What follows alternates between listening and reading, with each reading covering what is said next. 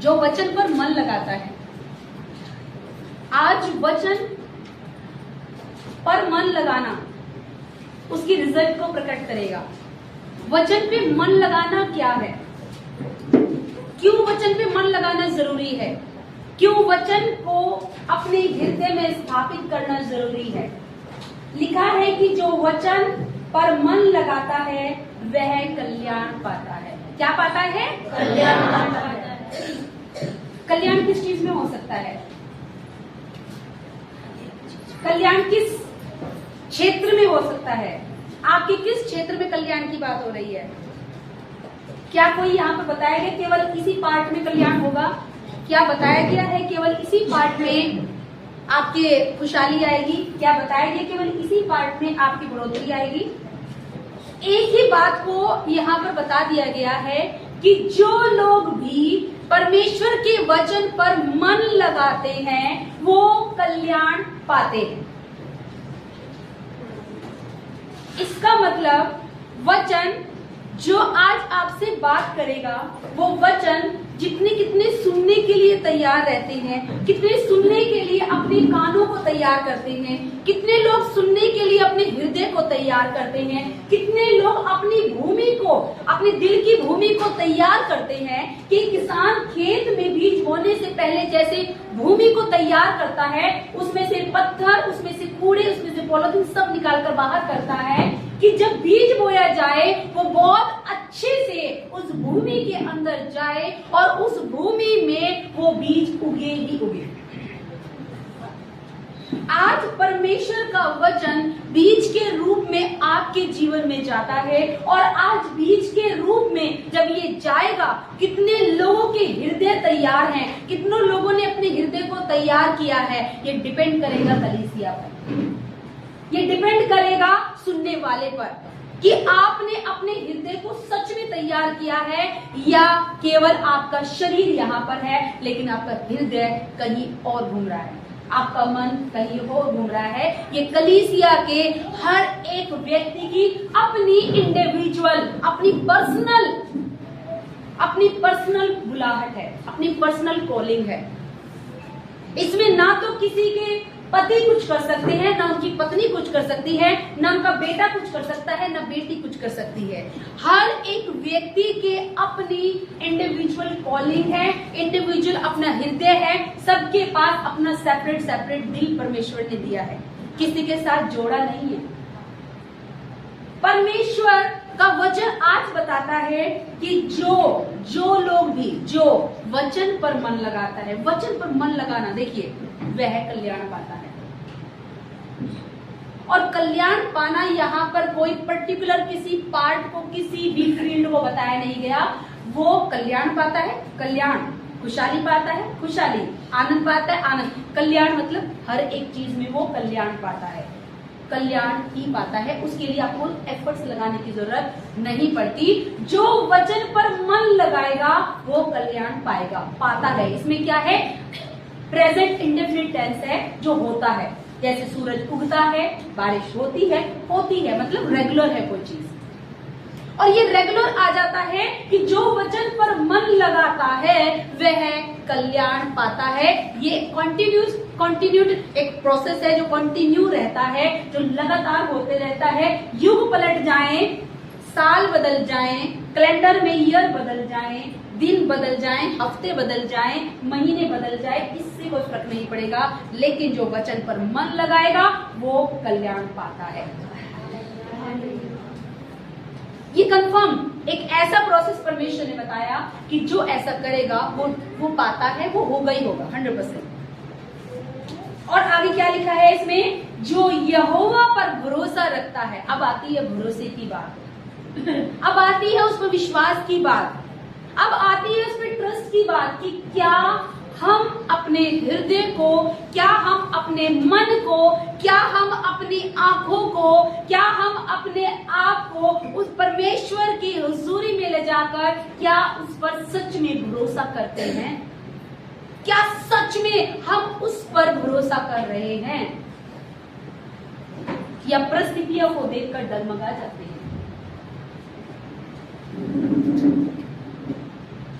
कितने मसीह लोग ऐसे होते हैं जो अपनी परिस्थितियों को देखकर डगमगा जाते हैं, उनके अंदर खट्टापन आ जाता है, बहुत से कुड़कुड़ाने लगते हैं।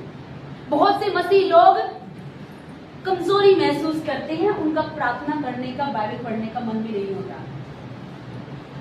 और यही वो समय होता है कि जैसे ही कमजोर हुआ शैतान का फायदा, क्योंकि कमजोर जहां पर होगा, जहां पर परमेश्वर से ध्यान हटेगा, जहां पर परमेश्वर पर शक पैदा होगा, शैतान का काम वहां पर बड़ी ही फुर्ती से होगा। हालेलुया, बहुत फुर्ती से। और वही पल को ढूंढता है, वही क्षण को ढूंढता है कि इसका विश्वास परमेश्वर से हटे। और वचन में लिखा है कि शैतान द्वार पर खड़ा रहता है सिंह के समान, कि कब इसको फाड़ खा जाए।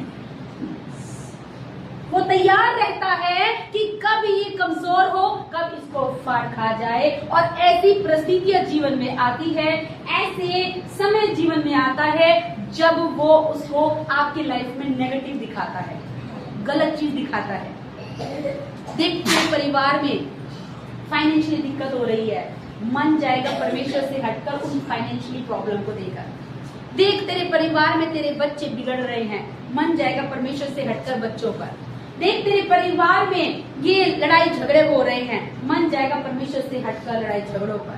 देख तेरे परिवार में सब गिर रहे हैं, परमेश्वर को आदर नहीं देते, ध्यान जाएगा उन लोगों पर, परिवार के लोगों पर। लेकिन परमेश्वर का वचन क्या कहता है? परमेश्वर का वचन क्या कहता है? अंत तक तू अपने अंगीकार को थामे रहे, तू अपने अंगीकार को थामे रहे। और वचन कहता है यहोवा पर जो भरोसा रखता है वह धन्य होता है। इट मीन्स वो परमेश्वर की नजर में तारीफ के योग्य होता है।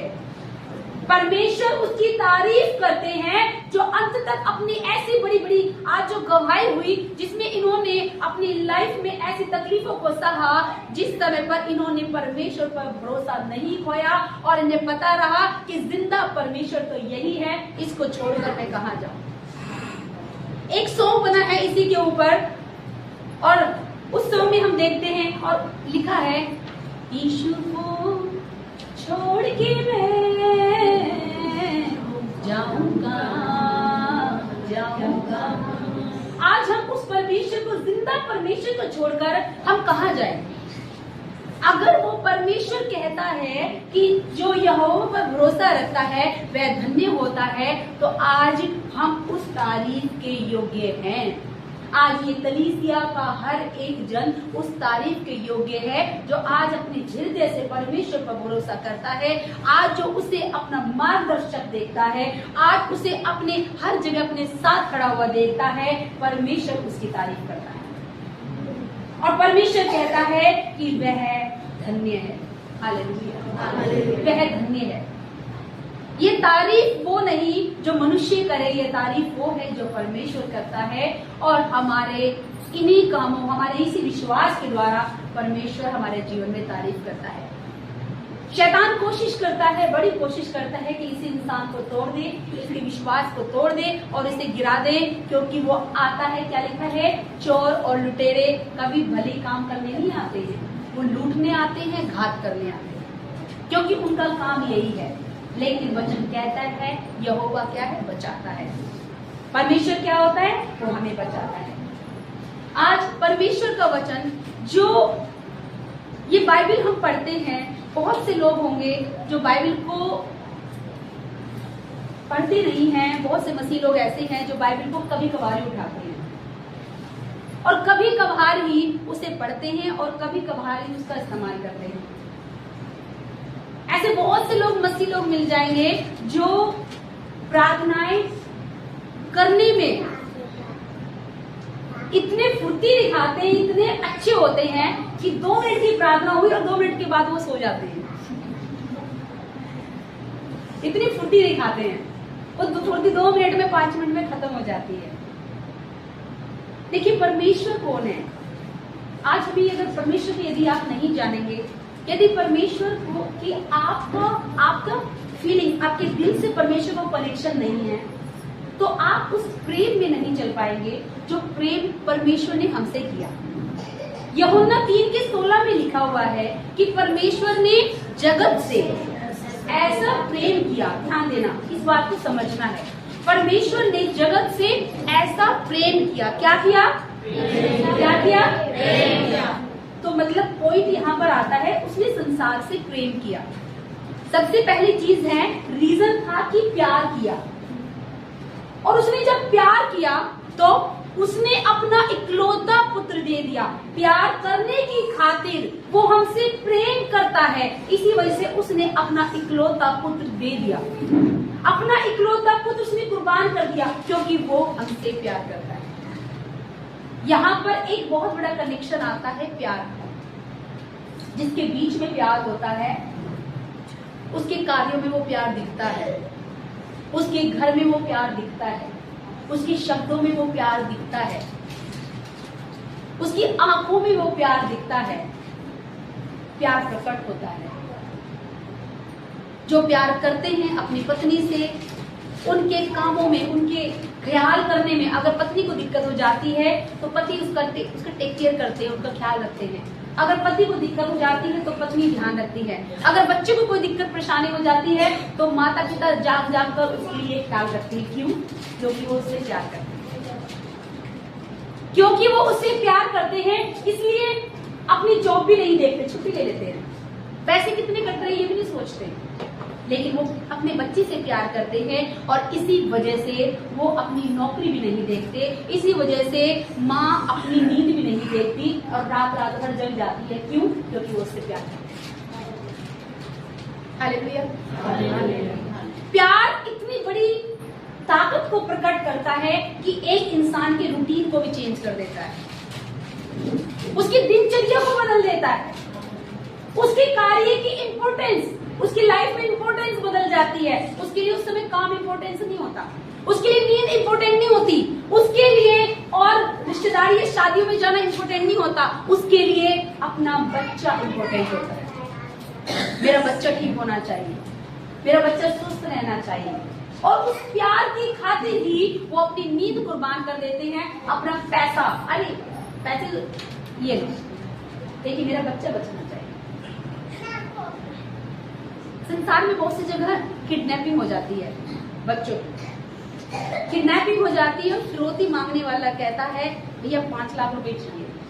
जैसी किसी की वो देखता है स्टैंडर्ड, अच्छा 5 लाख दे सकता है।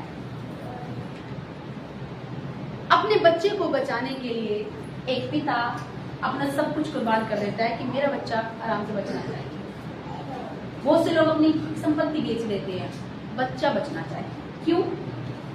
क्योंकि वो उससे प्यार करता है।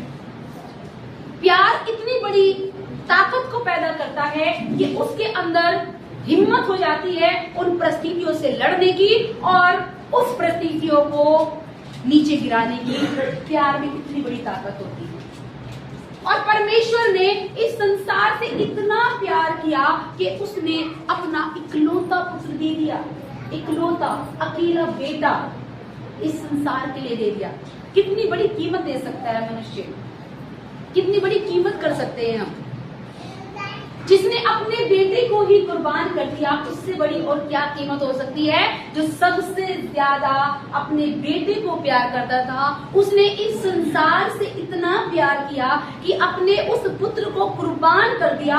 और इतनी दर्दनाक मृत्यु कि अगर आपने वो फिल्म में देख लोगे तो फिल्म में देख के रूह कांप जाएगी, अगर रियल में देख लेते तो क्या हो जाए।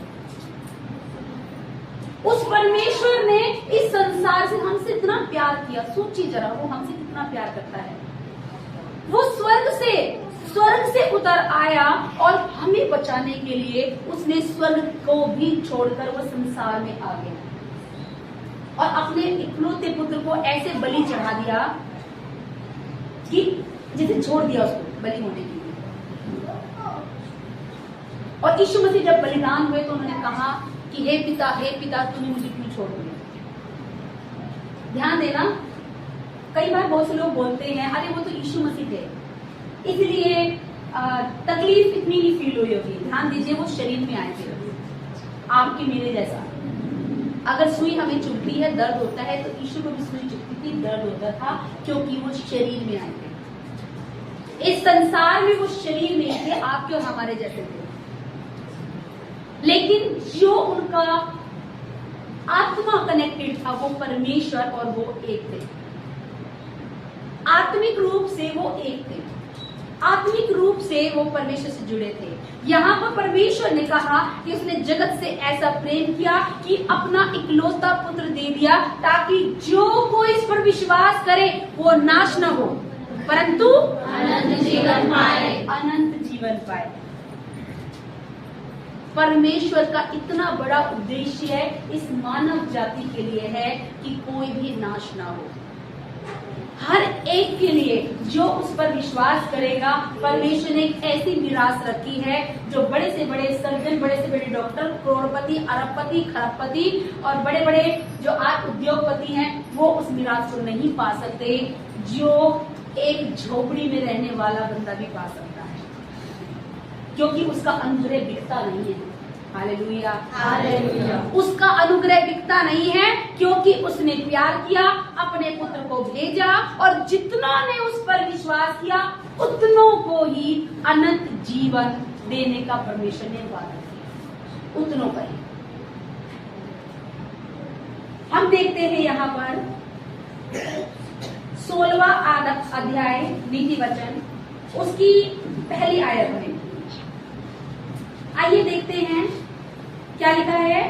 मन की युक्ति मनुष्य के वश में रहती है, परंतु मुंह से कहना यहोवा की ओर से होता है। मन की युक्ति, एक मनुष्य के अंदर क्या चल रहा है। अभी यहाँ पर सब लोग बैठे हैं, कितनों का ध्यान परमेश्वर के वचन पर है। अभी यहाँ पर था कि जो वचन पर मन लगाता है, यदि आज मन इधर उधर चल रहा है, आंखें इधर उधर पड़ोसी को देख रही हैं, तो मन भी देख रहा है, वो क्या होता है, डाइवर्ट होता है।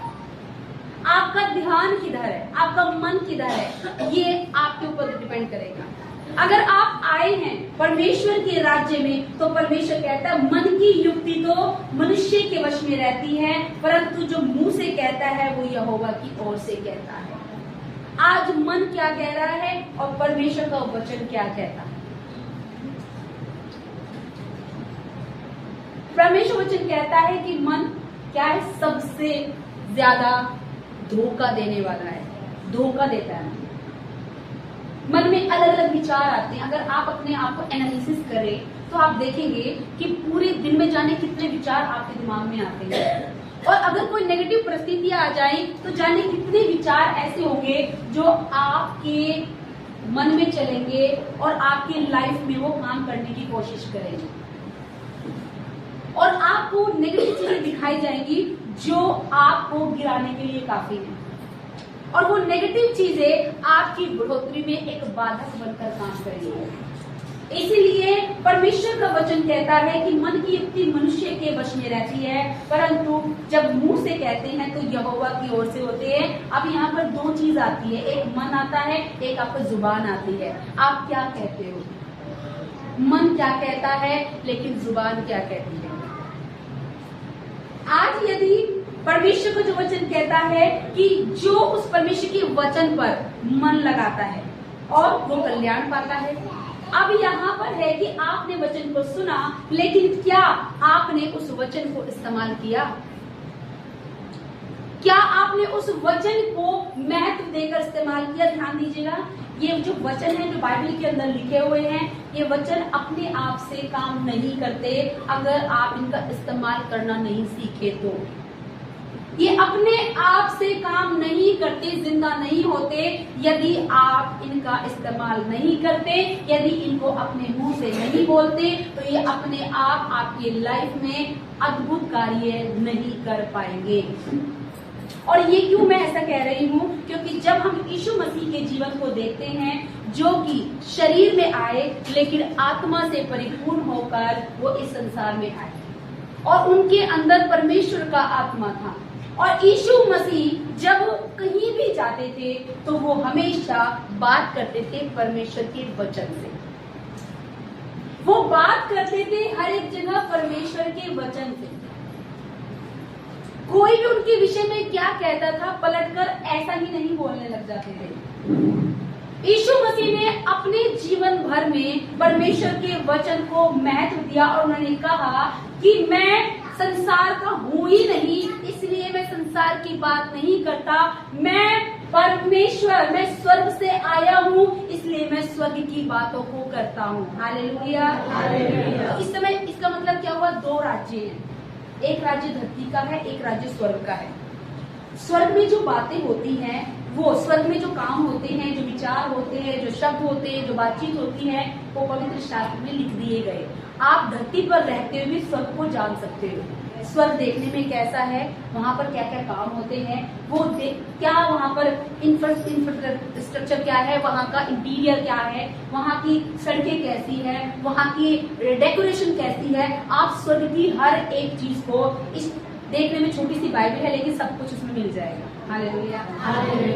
और परमेश्वर उन स्वर्ग की बातें करता है। क्यों? क्योंकि परमेश्वर आपको तैयार कर रहा है कि जब आप उस स्वर्ग में जाए, आपकी ट्रेनिंग का स्थान है।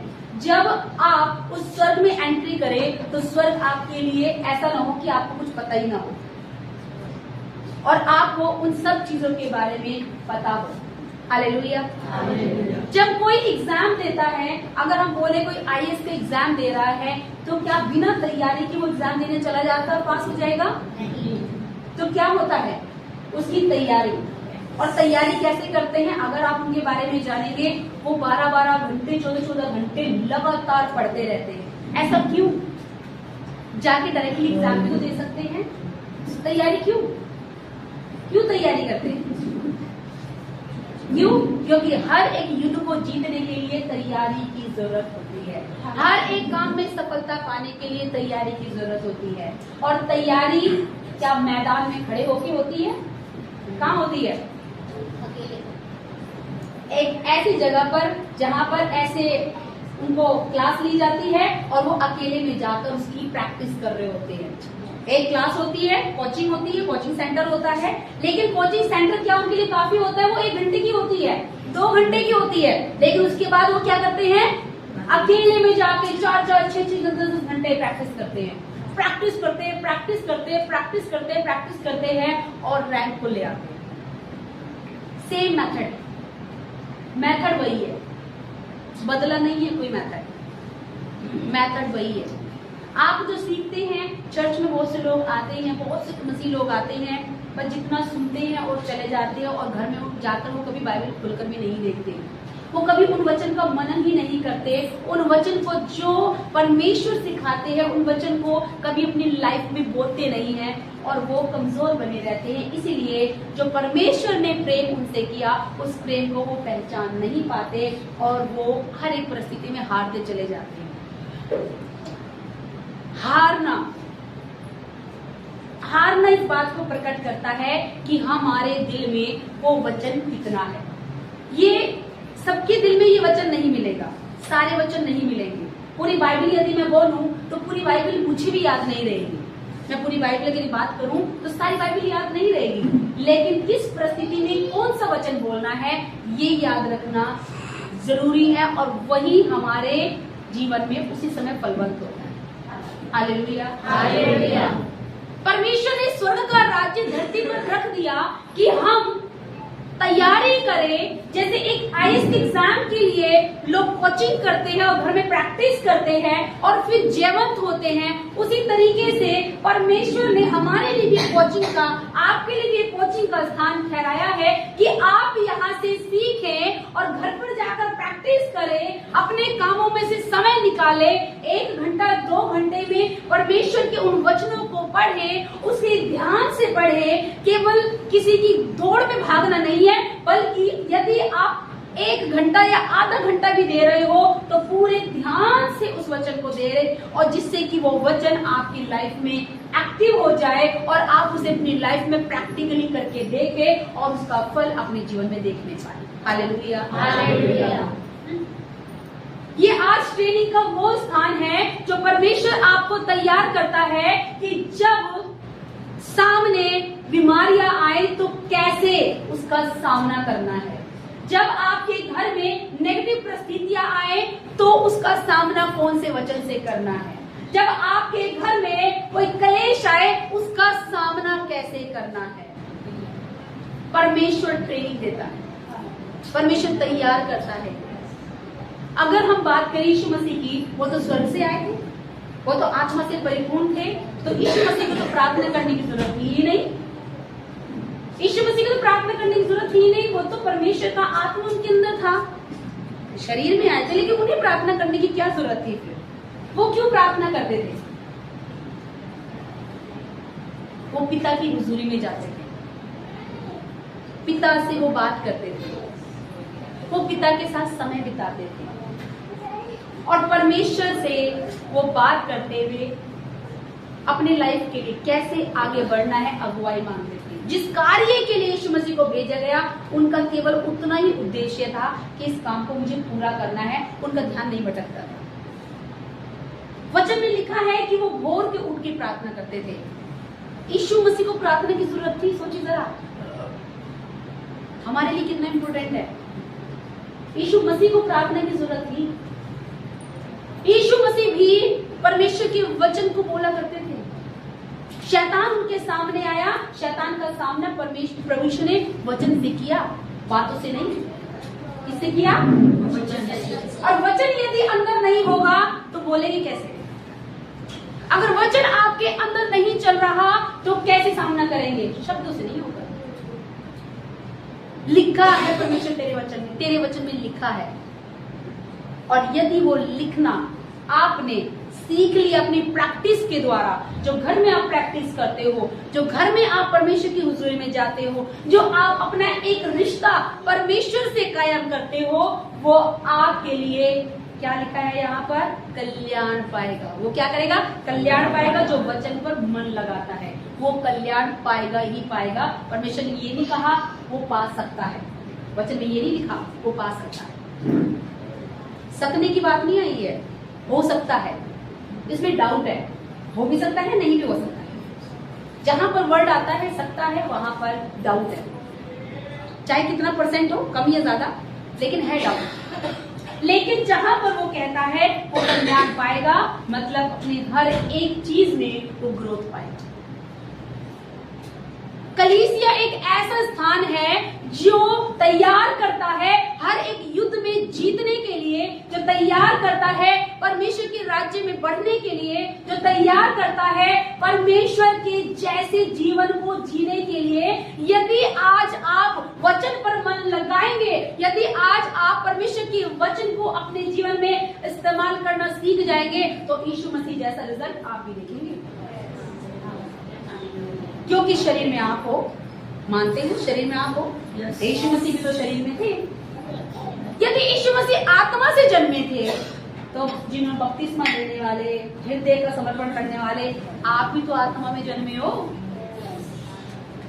आत्मा में तो आप भी जन्मे हो, और आत्मा में यदि जन्मे हो तो यहाँ पर आती है जो दो चीज। यीशु मसीह खाना खाते थे, उस समय पर क्या था? मछली हुआ करती थी, रोटी हुआ करती थी। जब हम बाइबल को पढ़ते हैं, इसका मतलब यीशु मसीह एक पार्ट का निभा रहे थे। पार्ट क्या था? कि वो शरीर में थे, तो वो भोजन खा रहे थे शारीरिक। आप लोग खाना खाते हैं? कोई छोले खा के आया, कोई पूरी खा के आया है, कोई दाल खा के, कोई पराठे खा के आया, कोई कुछ भी, है ना, कुछ बनाकर आए। आप शरीर का भोजन आपने खा लिया। यीशु मसीह भी शरीर का भोजन खाते थे, लेकिन अब आता है आत्मा का भोजन। यदि आत्मिक रूप से जन्मे हैं और यदि आत्मा का भोजन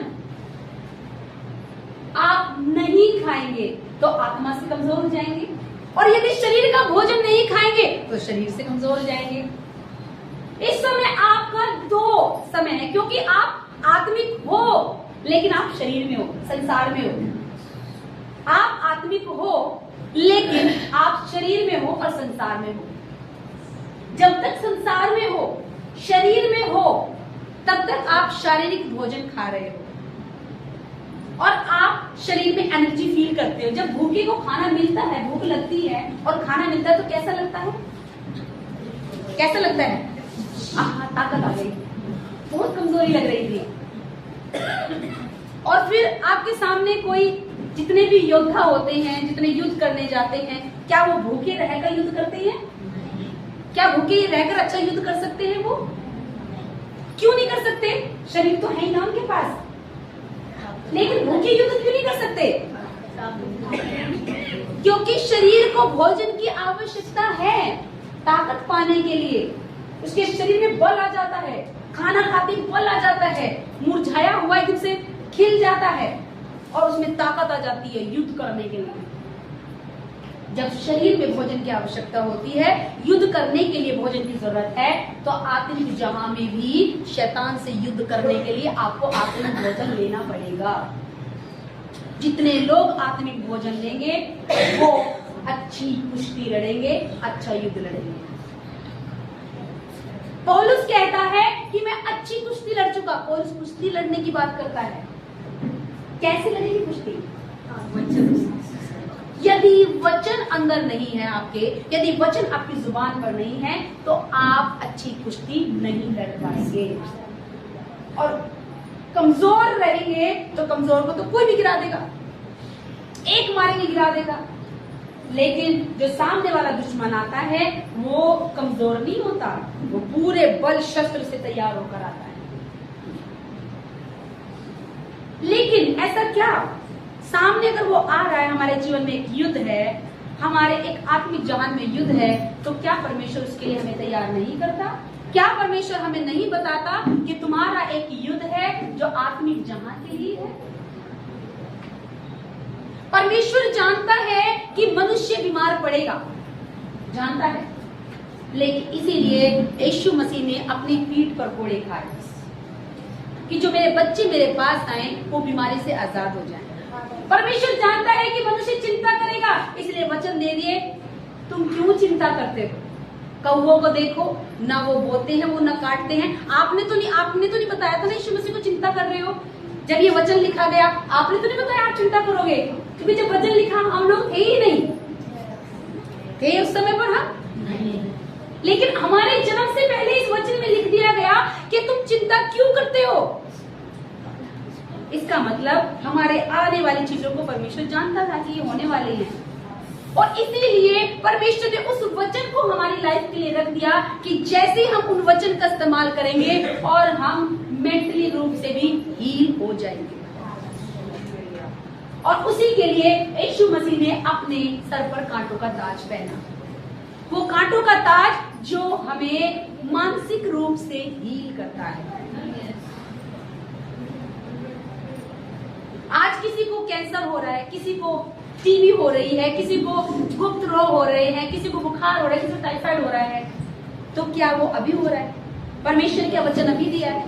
परमेश्वर ने वचन तो पहले ही लिख दिया, चंगाई भी पहले ही लिख दी। हमारे जन्म से कई 2000 साल पहले ही वो हमारे लिए चंगाई दे दी, चिंताओं से मुक्ति दे दी और मृत्यु से आजादी दे दी, हमारे जन्म से पहले। इसका मतलब वो पहले से ही ऑलरेडी है, अब केवल उसको लेने की जरूरत है, अब उस पर केवल अपना कब्जा करने की जरूरत है, जो परमेश्वर ने हमारे लिए रखी, क्योंकि परमेश्वर ने अधिकार दिया। Hallelujah, hallelujah. लेकिन कैसे, किस तरीके से हम उसे ले सकते हैं, किस तरीके से हम उसे ग्रहण कर सकते हैं? अगर परमेश्वर का वचन कहता है कि तुम बलवंत हो जाओ, और परमेश्वर वचन कहता है कि तुम वचन पर जो मन लगाता है वो कल्याण पाएगा, इसका मतलब वचन में वो रहस्य रखे हैं जो वचन से हम सीखेंगे और हमेशा हम उसमें कल्याण पाएंगे। Hallelujah, hallelujah. इसका मतलब वचन में वो चीज है जो कल्याण पाने की बात हो रही है। ये तो नहीं बोला कि संसार में रहोगे तो कल्याण पाओगे, ये लिखा है जो वचन पर मन लगाता है, वचन पर मन लगाता है वो कल्याण पाता है। और वो सामर्थी वचन जो मनुष्य जब सीखता है और करता है तो अपने जीवन में उसके फलों को देखता है, वो दिखेंगे, हमारी लाइफ दिखेगी, हमारी लाइफ दिखेगी कि हम कैसा जीवन जी रहे हैं। बताने की जरूरत नहीं है, फल दिखेंगे हमारे जीवन में, हमारे परिवार में वो फल दिखेंगे, हमारे जीवन में, हमारे शब्दों में, हमारे धन में, हमारे परिवार में, सब जगह वो फल दिखेंगे। हम परमेश्वर के वचन को कितना इस्तेमाल करना सीखें, क्योंकि परमेश्वर के वचन में क्या है? जय। और परमेश्वर ने इसीलिए कि आत्मा में भी हमारा एक युद्ध है, इसलिए परमेश्वर ने आत्मिक हथियार देने की बात की है। नहीं तो परमेश्वर हथियार ना देते। क्यों दे रहे हैं परमेश्वर हथियार? जब सीमा पर कोई युद्ध करने जाते हैं उनके हाथ में हथियार क्यों दिए जाते हैं? चाहे तो खाली हाथ भी जा सकते हैं। सेना के जवान जब जाते हैं बॉर्डर पर तो क्या वो खाली हाथ चले जाते हैं? नहीं। वहां क्या होगा? जाके मर जाएंगे। बिना हथियारों के क्या होंगे? क्योंकि जो दुश्मन आ रहा है वो रहम करने नहीं आ रहा है, उसका काम है मारना, उसका काम दया दिखाना नहीं है। जब शरीर में रहते हुए हथियारों की जरूरत है तो आत्मिक जान में रहते हुए आत्मा के हथियारों की जरूरत क्यों नहीं पड़ेगी? और इस बात को परमेश्वर जानते हैं, इसलिए उन्होंने आत्मा के हथियार दिए, जो हम इफिसियों 6:10 में देखते हैं कि उसने आत्मिक हथियार दिए। धार्मिकता की जीलाम, उद्धार का टोप, पैरों में मेल मिलाप के जूती के सुसमाचार की जूतियां और विश्वास की ढाल और वचन की तलवार। कहा ले लो, लिखा है ले लो। क्या कहा? ले लो। इसका मतलब रखे हुए हैं तभी तो ले लो। इसका मतलब रखे हुए हैं तभी तो ले लो। परमेश्वर कहता है ले लो। और फिर लिखा है जिससे कि तुम शैतान की युक्ति का सामना कर पाओ। इसका मतलब शैतान जो चाल आपके जीवन में चलेगा, यदि आपने हथियारों का इस्तेमाल करना नहीं सीखा तो आप कभी भी उसकी युक्ति का सामना नहीं कर पाएंगे। यदि आपके सामने एक बंदूक रखी हुई है और आपको चलानी नहीं आती और सामने दुश्मन आ जाएगा तो बंदूक से क्या यूं मारोगे? कैसे करोगे?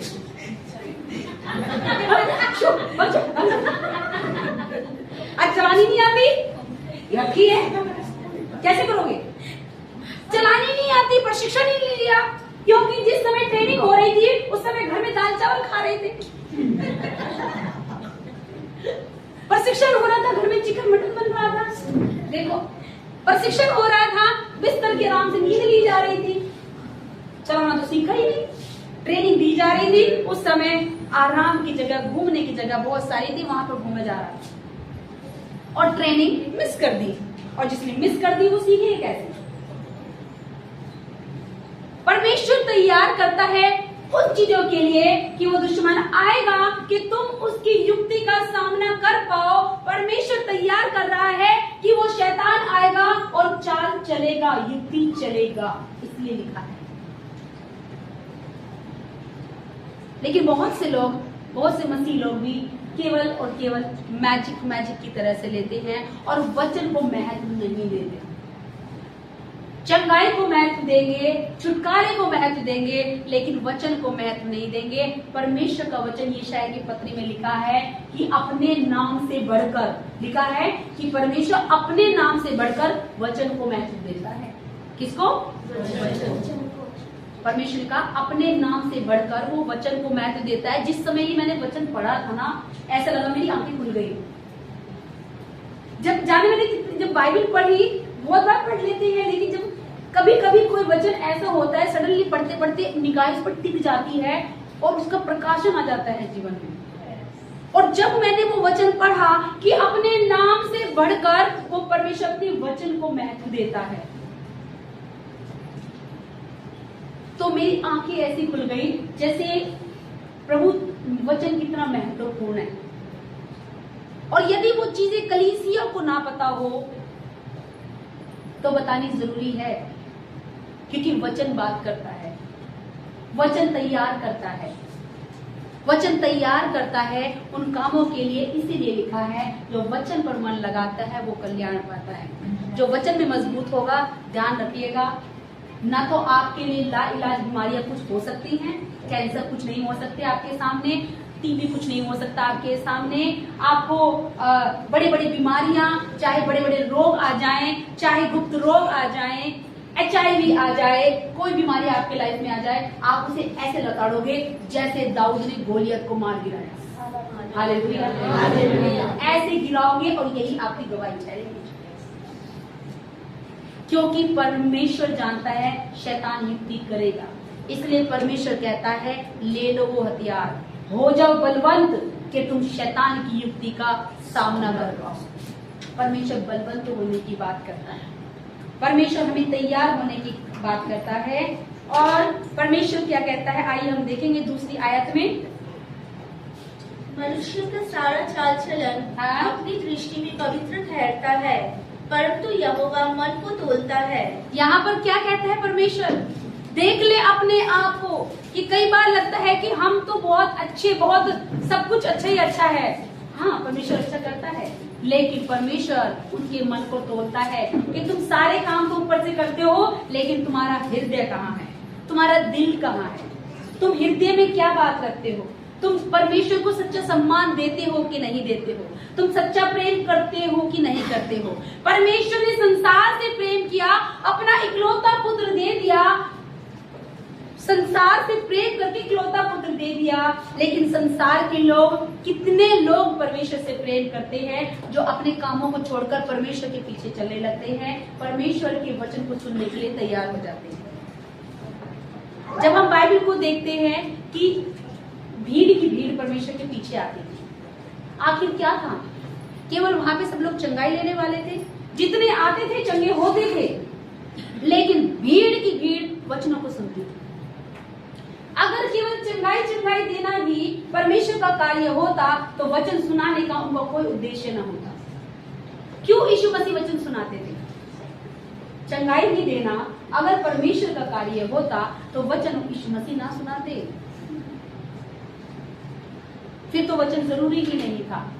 क्योंकि परमेश्वर वचन से हमें तराशते हैं, वचन से हमें धोते हैं, परमेश्वर वचन से हमें तैयार करते हैं उस राज्य के लिए जो हमारा स्थान है असली। परमेश्वर हमें सामर्थ्य बनाते हैं उस वचन से, क्योंकि यीशु मसीह वचन से बात करते थे और यीशु मसीह वचन से बात करके चिन्ह और चमत्कारों को दिखाते थे। और यीशु मसीह ने कहा बलवंत हो जाओ। क्या कहते हैं वो? बलवंत हो जाओ, कमजोर नहीं। आज बोले, एक दूसरे को बोले मैं बलवंत हूँ, अपने पड़ोसी को बोले मैं बलवंत हूँ, मैं बलवंत हूँ, क्योंकि परमेश्वर का वचन मेरे अंदर है। Hallelujah, hallelujah. परिस्थितियां आए, खड़े होके मुंह से बोले मैं बलवंत हूँ, मैं उस समय परिस्थितियों को ऐसे तैयार करें कि जब दाऊद के सामने गोलियत खड़ा था वो डर नहीं रहा था।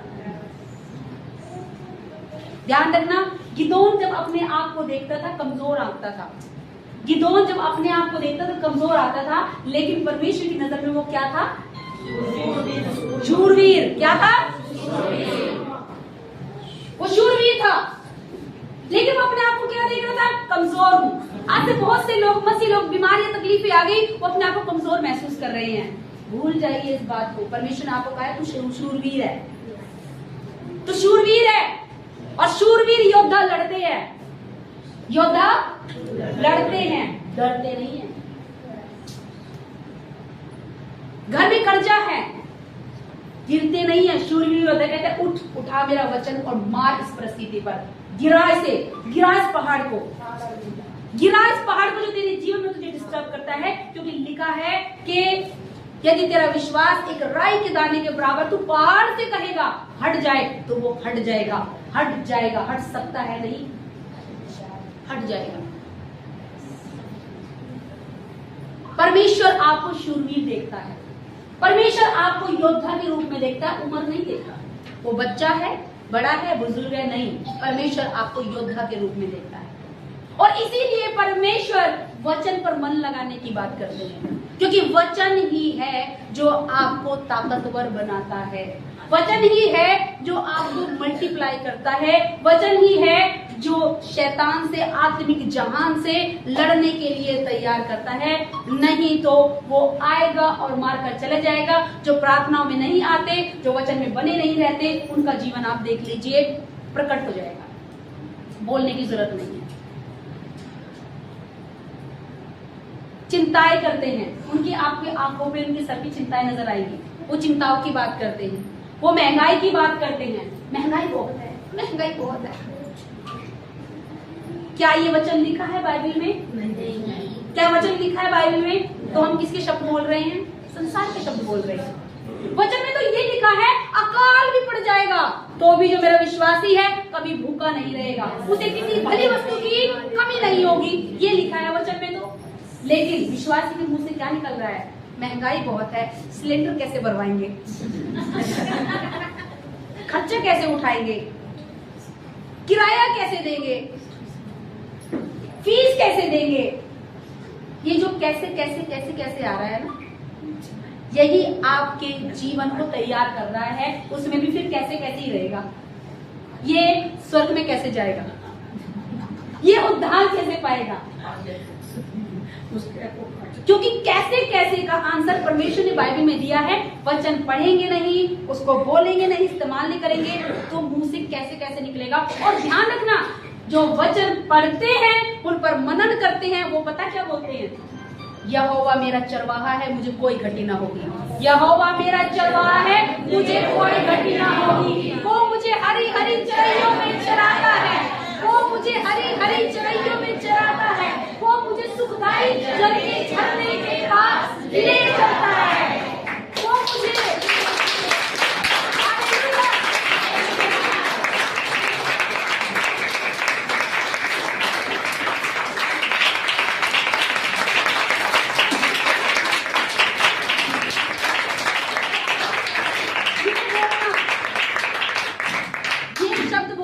शैतान के मुंह में इतने चपाट मारे जाते हैं कि वो रोता है, क्योंकि परमेश्वर का वचन जो हमें सिखाता है, शैतान हमें कुछ और दिखाता है पिक्चर, क्योंकि शैतान झूठा है। कौन है? झूठा। बोले आज मुंह से, शैतान झूठा है। यीशु मसीह ने उसे रोक दिया, यीशु मसीह ने उसे रोक दिया।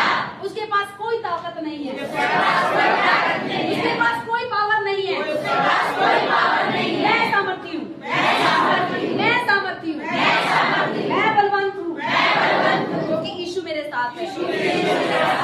हालेलुया।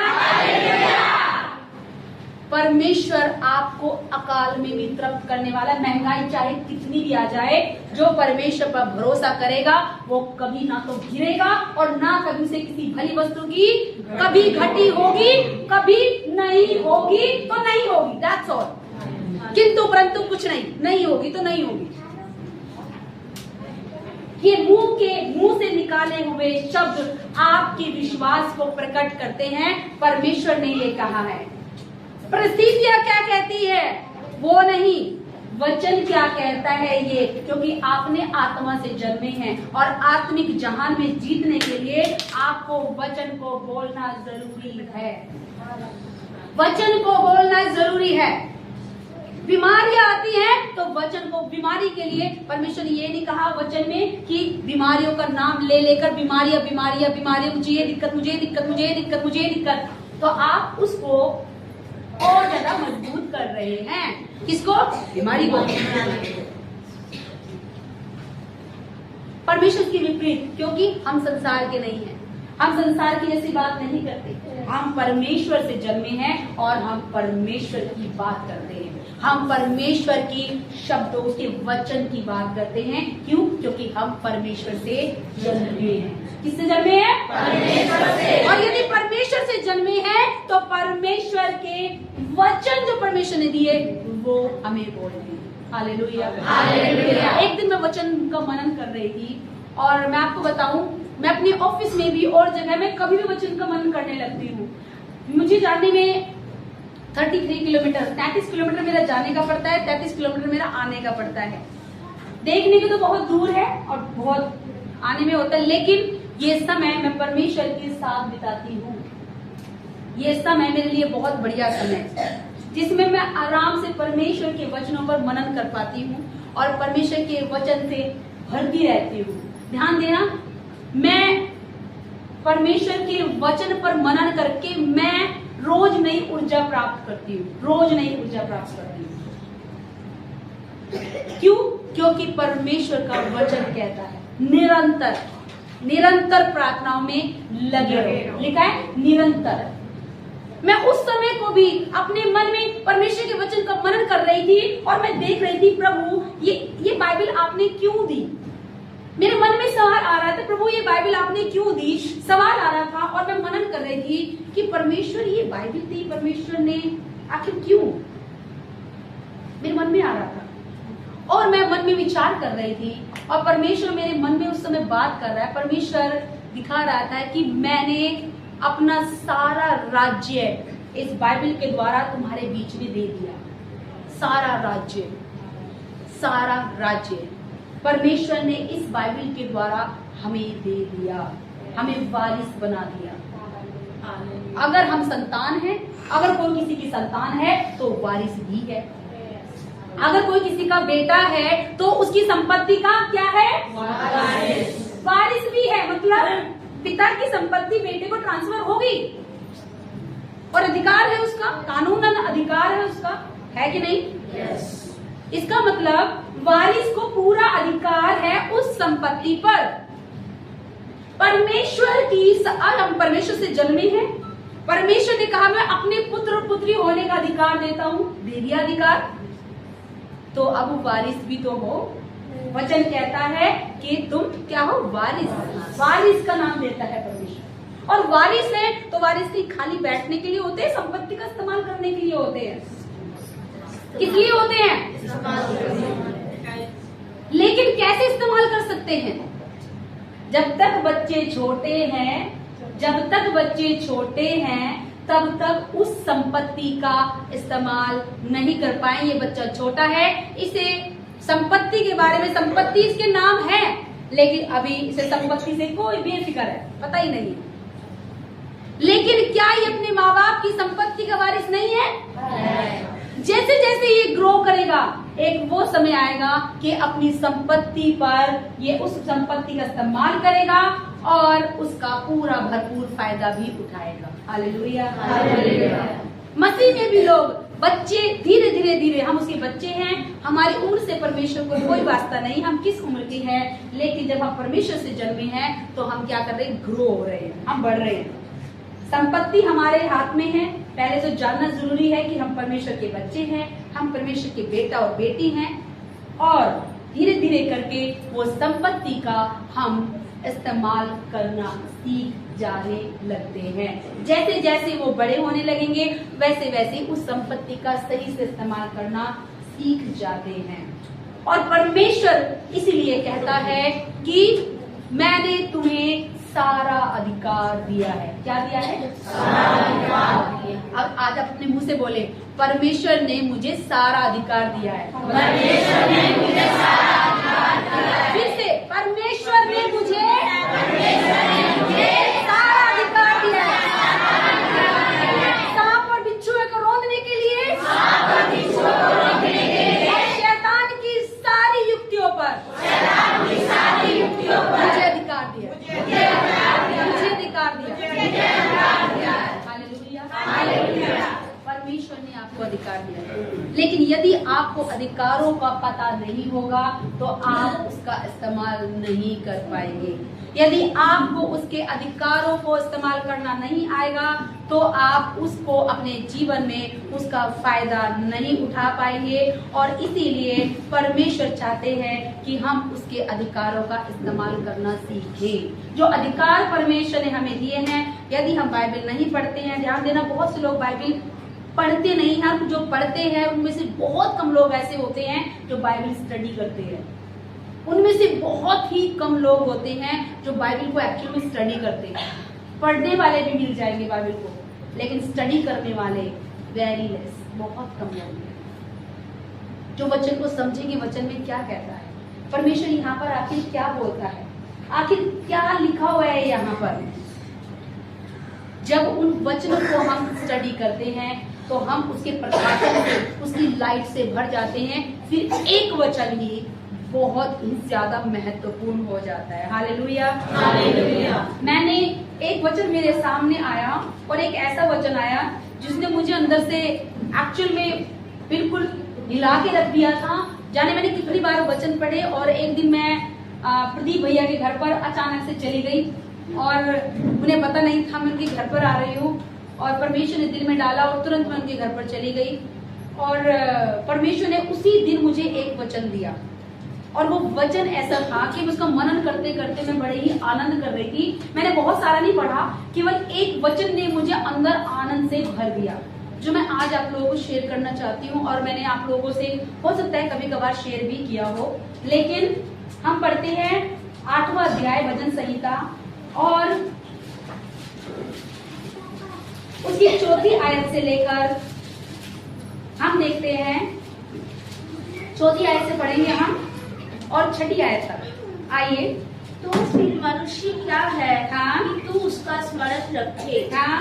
और आदमी क्या है कि तू उसकी सुधि ले, क्योंकि तूने उसको परमेश्वर से थोड़ा ही कम बनाया अब है। ध्यान से वचन को सुनना, आज आपको अपनी पहचान पता चलेगी। आपकी पहचान क्या है, और आपकी पहचान इतनी बड़ी है जो आप कल्पनाएं भी नहीं कर सकते।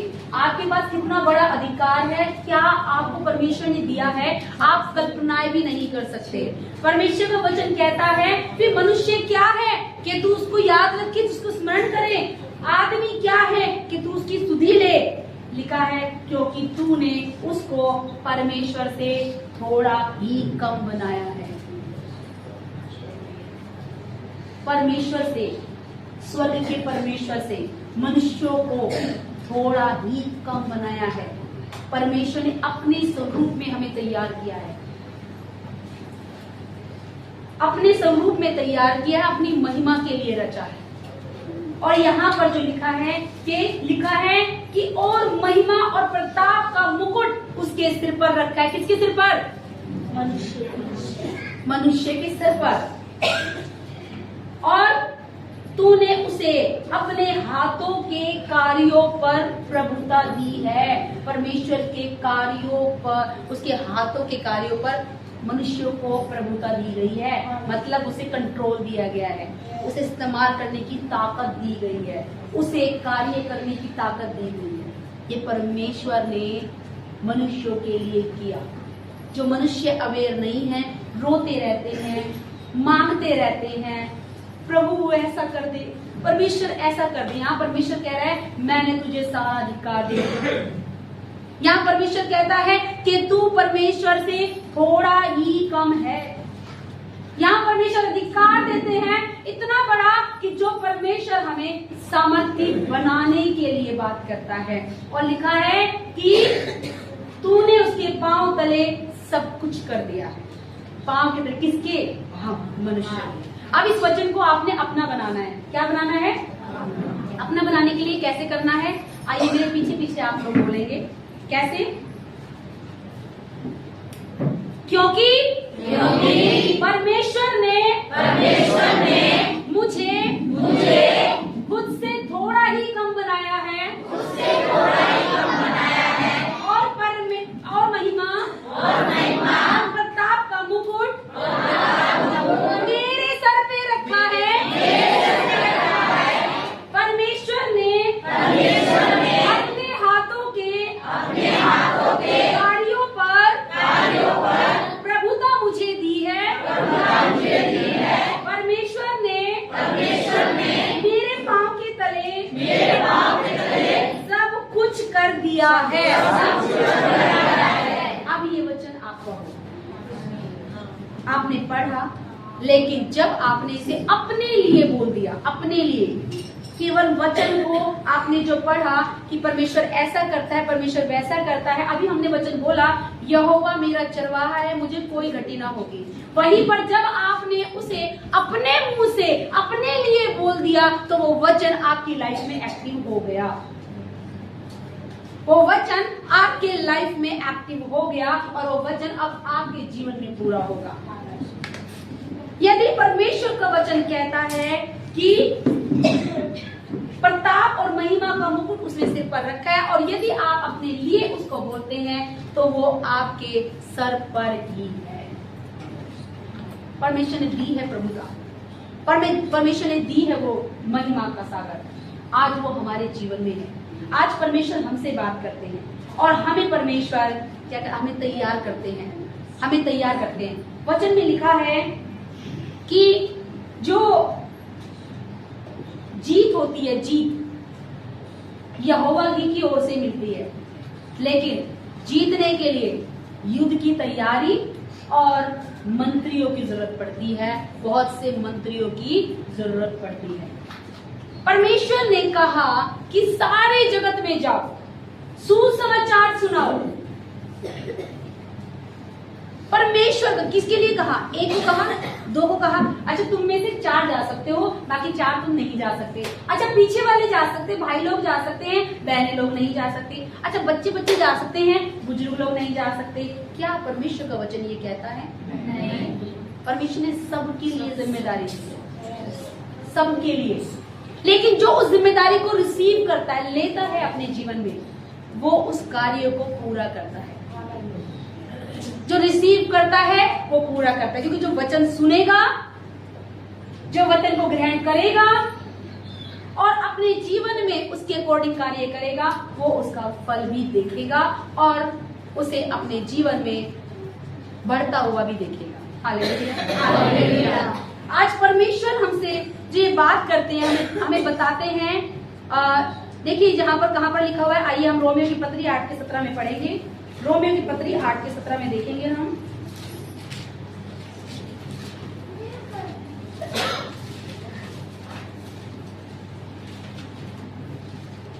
और यदि संतान है तो वारिस भी, हाँ, वरन परमेश्वर के वारिस और मसीह के संगी वारिस हैं, कि जब हम उसके दुख उसके साथ पाएं तो उसके साथ महिमा भी पाएं। हाँ, यदि क्या लिखा है? यदि संतान है तो वारिस भी है, वरन परमेश्वर के वारिस और मसीह के संगी वारिस हैं। मसीह के साथ हम वारिस हैं।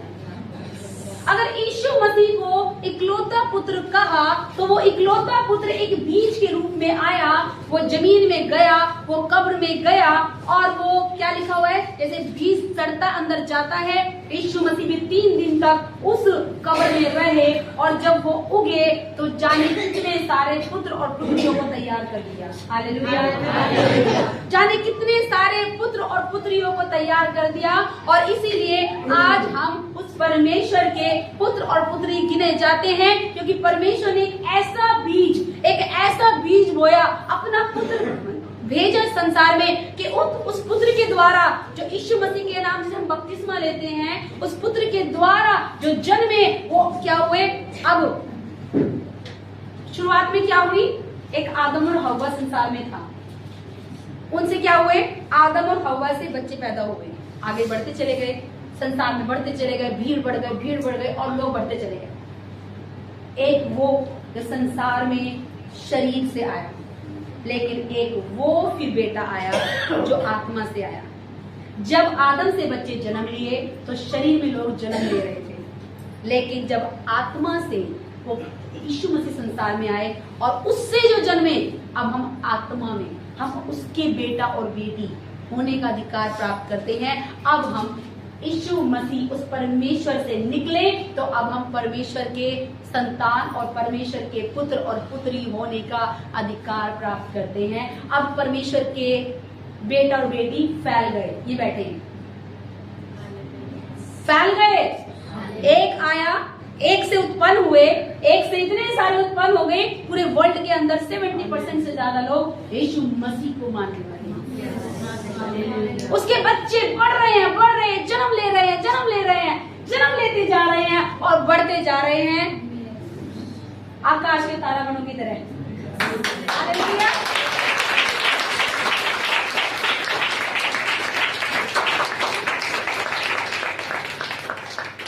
आज लोग हैरान होते हैं, डॉक्टर हैरान होते हैं, इसकी रिपोर्ट बदल कैसे गई, ये चक्कर कैसे हो गया? डॉक्टर के पास क्वेश्चन मार्क होता है। क्यों? क्योंकि उन्होंने किताब से पढ़ा और उसमें पढ़ा भैया ये बीमारी ऐसे करके जा सकती है, इस बीमारी का कोई इलाज नहीं है, लेकिन उन्होंने किताबों को पढ़ा, देखा भैया ठीक नहीं हो सकता, लेकिन जिसने बाइबल को पढ़ा और चंगा हो गया तो रिपोर्ट बदल गई, क्योंकि उन्होंने इस रिपोर्ट को पढ़ लिया। हालेलुया।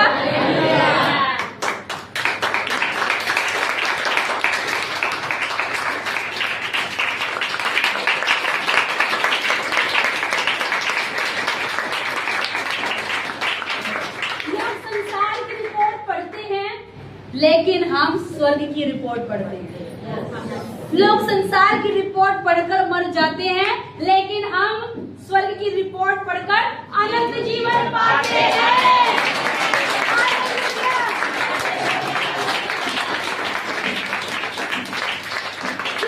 मृत्यु का कोई साथ नहीं है, क्योंकि हमारी मृत्यु यीशु ने अपने ऊपर ले ली और हमें मृत्यु से आजाद कर दिया।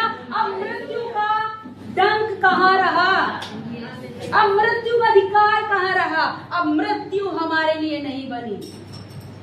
मृत्यु को हरा दिया यीशु मसीह ने हमारे सामने खड़े होकर। मेरे बच्चों पर मृत्यु आ रही है, मैं अपने ऊपर लेता हूँ, और यीशु मसीह ने उनसे हमें आजाद कर दिया। हालेलुया।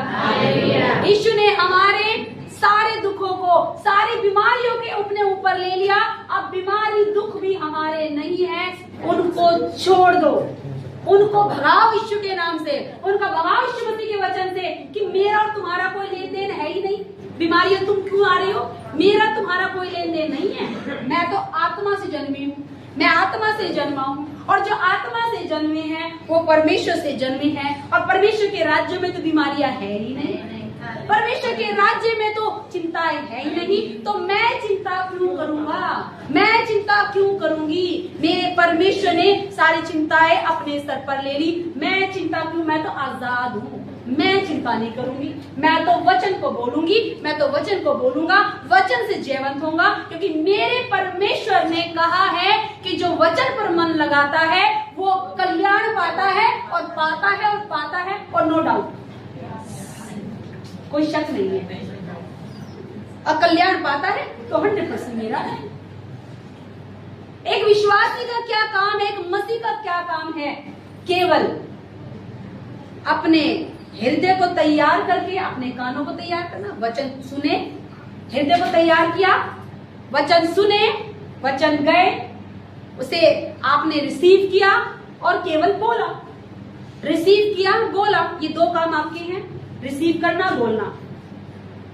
रिसीव करना मतलब होता है विश्वास करना, ट्रस्ट करना, सुनकर विश्वास करना, और बोलना। ये दो काम जैसे ही आपने कर लिए, परमेश्वर आपका युद्ध लड़ने के लिए तैयार हो जाता है। परमेश्वर आपका युद्ध लड़ता है। ये दो ही काम करने हैं। मूसा को परमेश्वर ने कहा मार लाठी, क्या कहा? मूसा ने दो भाग नहीं किए समुद्र को, लेकिन जब तक मूसा ने नहीं मारा, समुद्र भी दो भागों में नहीं बटा। परमेश्वर की महिमा ट्रांसफर होती है। कैसे? यीशु मसीह में ट्रांसफर हुई, यीशु मसीह से हमारे अंदर ट्रांसफर हुई। अब परमेश्वर यीशु मसीह ने जो काम किए, दुष्ट आत्मा को भगा रहे हैं। यीशु मसीह कहते हैं मुर्दे जिंदा हो जा, वो भी कार्य कर रहे हैं, वो भी बोल रहे हैं। उससे ट्रांसफर हुई हमारे पास में, और आज वो ट्रांसफर अगर वो एक पास्टर के अंदर ट्रांसफर होती है, पास्टर अपनी कलीसिया में चरवाही कर रहा है, उनके अंदर ट्रांसफर कर देते हैं कि ये लो, अब तुम ले लो, अब तुम करो। मूसा ने लाठी मारी क्योंकि उसने एक छोटा सा काम किया। क्या किया? परमेश्वर की बात सुनी। पहली चीज क्या सुनी? परमेश्वर का वचन जो परमेश्वर ने बोला सुना। पहली चीज सुना। दूसरी चीज विश्वास किया। दूसरी चीज विश्वास किया। और तीसरी चीज किया। किया लिखा है, खाली सुनने वाले मत बनो। क्या लिखा है? करने वाले। तो सुना, विश्वास किया मतलब रिसीव कर लिया, और किया। ये तीन काम केवल किए, और चौथा काम परमेश्वर ने कर दिया। ये लो, समुद्र दो भागों में बटे। आज आप भी वचन सुन रहे हैं, रिसीव करना और अपने जीवन में उसको करना। बाकी परमेश्वर रिजल्ट दे देंगे, गवाही के रूप में यहाँ खड़े होंगे। Hallelujah, hallelujah. मसीहों के लिए केवल तीन काम, सुने, रिसीव करें और करें। प्रैक्टिकली करें, करके देखें, तभी तो परमेश्वर वचन जो कहता है कैसे आपके बीच में वो साबित होगा कि ये सच्चा है। जब आप इसे इस्तेमाल करके देखेंगे तभी ना। लोग कहते हैं कि चावल से रोटी बन जाती है। चावल से कैसे बन जाती है रोटी? अब प्रैक्टिकल करके देखें। एक कहता है चावल से रोटी नहीं बन सकती, लेकिन दूसरा कह रहा है चावल से रोटी बन सकती है। वो कह रहे बन ही नहीं सकती, वो कहता है बन सकती है। क्या मैंने बनाई है? तुमने बनाई? अच्छा ठीक है, तुम भी करके देखो। उसने बोला ठीक है, बताओ मुझे कैसे बनती है चावल से रोटी। कि देखो चावल लो, उसे पीसो पीसो, उसे अपने परात में थाली में लो, उसमें पानी डालो, उसको ऐसे ऐसे गूंथने की टेक्निक ये है। ऐसे नहीं गूंथेगा जैसे आटा वो वाला गूंथता है, इसकी गूंथने की टेक्निक दूसरी है। गूंथो, अब बनाओ रोटी। बन रही है नहीं बन रही? हाँ सच में बन रही है। जब तक प्रैक्टिकली परमेश्वर के वचन को अप्लाई नहीं करके देखोगे, कैसे पता चलेगा ये सच्चा वचन है? कैसे पता चलेगा ये आपके जीवन में काम करता है? कैसे पता चलेगा कि बड़ी महिमा क्या होगी हमारे जीवन में? कैसे पता चलेगा बीमारियां हारती है? कैसे पता चलेगा चिंताएं भागती है? कैसे पता चलेगा कि उन्नति आती है? परमेश्वर के वचन को सुनने वाले ही नहीं बल्कि करने वाले बने। परमेश्वर ने अधिकार दिया है, यदि विश्वास सुन लिया और विश्वास नहीं किया और उसको करके नहीं देखा, उसे करके देखिए। करके देखेंगे तो उसका रिजल्ट मिलेगा, और करके नहीं देखेंगे तो ये केवल एक नॉर्मल वचन है। फिर आपके लिए एक नॉर्मल वचन है, ये बेसिक है, ये नॉर्मल है। अच्छा, मैं धरती के ऊपर से सबका कर दूंगा, यहोवा की वाणी है। अच्छा, तीर तेरे उड़ने वाले तीरों के चलने की ज्योति में, तेरे चमकने वाले भाले की झलक के प्रकाश से सूर्य चंद्रमा अपने अपने स्थान पर ठहर गए। तो आपके लिए नॉर्मल जैसे किताब ऐसे बच्चे पढ़ते हैं वो है, ये फिर नॉर्मल है। आपके जीवन में पढ़कर यदि आपने इस्तेमाल करना नहीं सीखा तो ये ऐसे ही रह जाएगा सीखने। परमेश्वर हमें रखने के लिए नहीं कहते, परमेश्वर हमें करने के लिए कहते हैं। गिदोन को परमेश्वर ने यदि कहा तो शूरवीर, क्योंकि परमेश्वर की नजर में वो शूरवीर था, उसकी नजर में वो कैसा था। आज आप अपनी नजर में क्या देखते हो? अपने आप को आम इंसान, ओहो महंगाई बहुत है, बहुत दिक्कत है, बहुत परेशानी है, लोगों की जॉब छूट रही है, मेरी भी छूट ना जाए। आप किस नजर से देखते हो अपने आप को? आपको देखने का नजरिया क्या है? इसका मतलब आप परमेश्वर के आत्मिक जहान में नहीं हो, संसार में हो, क्योंकि आप संसार की दृष्टि से देख रहे हो। जो संसार बोलता है वैसी भाषा भी तो आप ही की है। क्या लिखा? सब कुछ नया होने से तुम्हारा चाल चलन बदलता चला जाए। चाल चलन बदलता चला जाए। अगर चाल चलन नहीं बदल रहा है, यदि आपकी सोच नहीं बदल रही है, यदि आपके शब्द नहीं बदल रहे हैं, यदि आपके काम नहीं बदल रहे हैं, तो आप भी परमेश्वर की महिमा को अपनी लाइफ में उस लेवल से नहीं देख पाएंगे जो परमेश्वर ने रखा है। और एक आप आम साधारण इंसान बनकर ही जीते रहेंगे। पड़ोसी को 10 को बता देंगे मुझे ये दिक्कत है, ये परेशानी है। एक तरफ कहते हैं हम प्रभु में हैं, प्रभु में हैं, जब अपनी तकलीफें दुनिया को बताएं यार ये तो जाते कहते यीशु मसीह में है, तो आप उसे कैसे बोलोगे प्रभु यीशु मसीह में आओ? क्यों आए भाई? तुम्हारे घर में भी दिक्कत है, मेरे घर में भी दिक्कत है, तुम्हारे में मेरे में फर्क क्या है? हालेलुया। हम तो सेम ही है, हम तो जहाँ है वही ठीक है। आप में उसमें अंतर क्या दिखेगा? सेम, क्योंकि आपने अपनी पहचान को पहचाने के नहीं। मसीह जो अपनी पहचान को नहीं पहचानते वो आम इंसानों की तरह बातें करते हैं, वो आम इंसानों की तरह बातें करते हैं, वो बोल ही नहीं पाते यहोवा मेरा चरवाहा, मुझे कोई घटी ना होगी। इन बहन ने गवाही दी, सिलेंडर की गवाही दी। जब मैं इनके घर में गई तो उनको लोग बोल रहे थे अरे सिलेंडर कैसे आएगा, सब जगह तो बड़ी शॉर्टेज चल रही है। इन्होंने बोला किसी घर में शॉर्टेज चल रही हो चल रही, मेरे घर में शॉर्टेज नहीं रहेगी। कहते क्यों? क्योंकि मेरा परमेश्वर बड़ा है और मुझे घटी नहीं होने देगा। इन्होंने ये उनको वचन बोला। क्या बोला? वचन। उन्होंने क्या बोला? संसारिक चीज दिखाई। देखो भैया सिलेंडर की घटी हो रही है। कह रहे बहुत दिन से हम ट्राई कर रहे हैं, सिलेंडर नहीं आ रहा है। इन्होंने बोला देखो हमने बुकिंग की है, हमारा सिलेंडर आएगा, हमारा परमेश्वर हमें सिलेंडर देगा, क्योंकि परमेश्वर का प्रॉमिस है, उसने वादा किया है। जिन्होंने पहले से बुकिंग कर रखी थी, जो उनको बोल रहे थे सिलेंडर नहीं आ रहा है, नहीं आ रहा है, उनका सिलेंडर नहीं आया, लेकिन इनका सिलेंडर आ गया। वो कहते तुम्हारा कैसे आ गया? कहते मेरे परमेश्वर ने दे दिया। यहाँ पर आता है डिफरेंशिएट होता है एक आम नागरिक और परमेश्वर के लोग। अगर हमारे जीवन में वो महिमाएं नहीं दिखेंगी तो आप कैसे जाने जाओगे कि आप परमेश्वर की पहचान में हो? आप कैसे जाने जाओगे कि आप नए जन्मे हो? आप कैसे जाने जाओगे कि आप उस परमेश्वर के अनुग्रह में चल रहे हैं? नहीं जान पाएंगे। इसलिए परमेश्वर का वचन कहता है कि तुम्हारा चाल चलन भी बदलता चला जाए। हालेलुया। और इसीलिए परमेश्वर कहता है कि शरीर के अनुसार नहीं परंतु आत्मा के अनुसार चलो। शरीर के अनुसार नहीं परंतु आत्मा के अनुसार चलो। हालेलुया। क्यों? क्योंकि आत्मा से जन्मे हो। यदि आत्मा के अनुसार नहीं चलोगे तो वो जय नहीं देख पाओगे जो जय आपके लिए रखी हुई है। साधारण इंसान बनकर रह जाओगे। परमेश्वर साधारण देखना चाहता हूं। अगर परमेश्वर हमें साधारण रखना चाहता तो परमेश्वर हमें आत्मा के हथियार कभी ना देता। अगर परमेश्वर हमें साधारण रखना चाहता तो परमेश्वर हमें सारा अधिकार कभी ना देता। साधारण नहीं देखना चाहता परमेश्वर हमें। परमेश्वर के बच्चे साधारण बनकर नहीं रह सकते। पृथ्वी पर वो स्वर्ग के कार्य को प्रकट करने के लिए ठहराए गए हैं।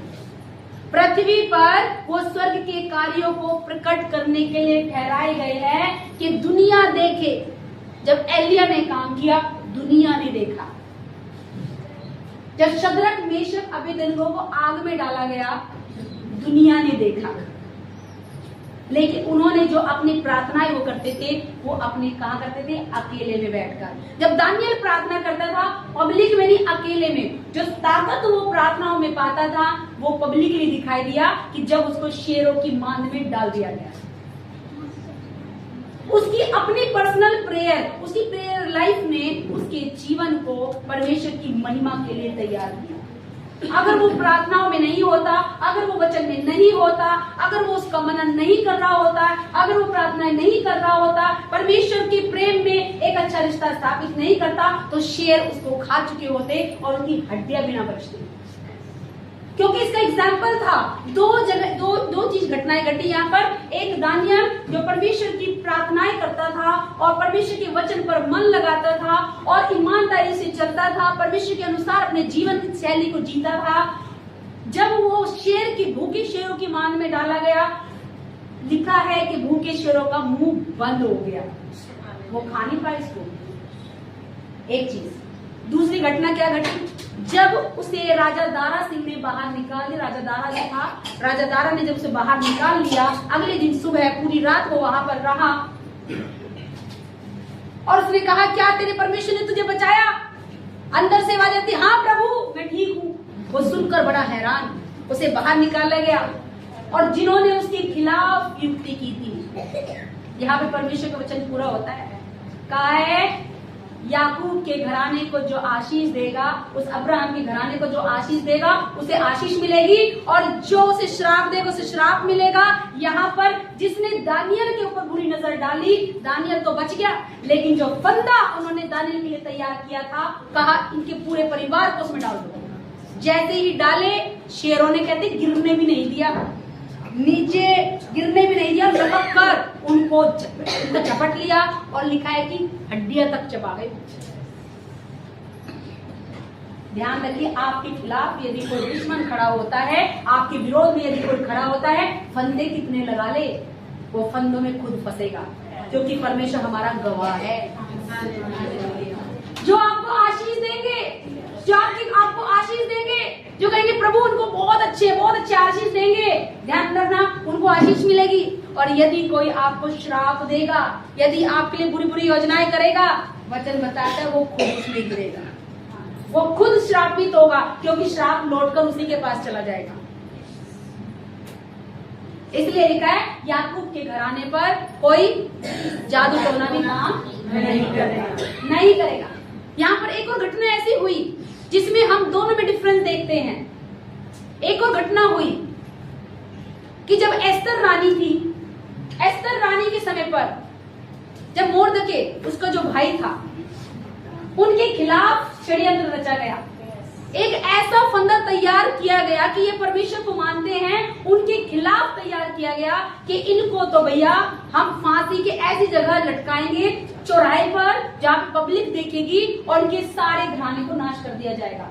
फंदा तैयार किया, मजबूत रस्सी वाला, बहुत बढ़िया तैयार किया गया।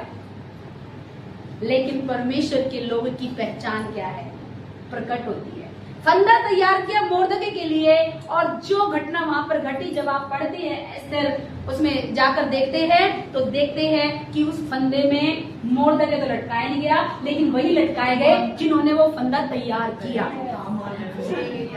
उस हामान को ही लटका दिया गया जिसने वो फंदा तैयार किया था। तो कौन विरोध में आपके खड़ा हो सकता है जब परमेश्वर आपकी ओर है?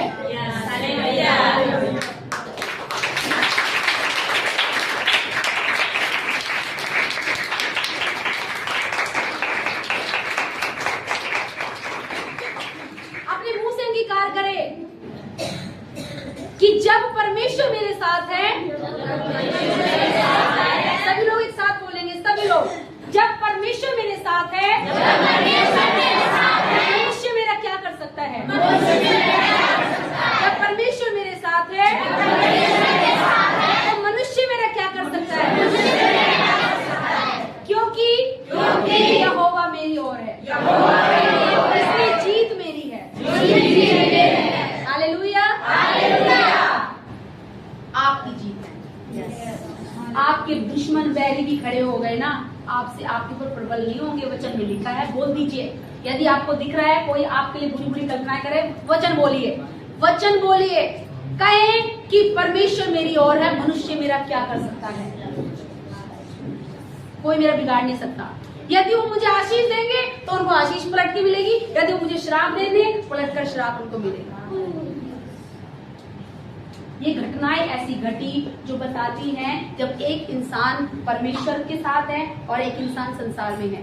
परमेश्वर के लोग बचाए गए और संसार के लोग जल गए। शद्रक मेशक अबेदनगो को जब आग में डाला गया तो उनको आग भी जला नहीं पाई, लेकिन जब राजा ने देखा भैया जल क्यों नहीं रहे, इसने ऐसे ही लगाने की कोशिश की, उसका हाथ जल गया। जो आग की भट्टी को धुतकार रहे थे 7 गुना, वो खुद जल गए। तो क्यों? क्योंकि वो विश्वास नहीं करते थे सच्चे परमेश्वर पर। लेकिन जो विश्वास करते थे उनको तो आग में ही डाल दिया गया, तो भी नहीं जल पाए। आज शद्रक मेशक अबेदनगो आप हो, आज दानियल आप हो, आज मोर्दके आप हो। जितने फंदे आपके लिए लगाए जाएंगे एक भी सफल नहीं होगा।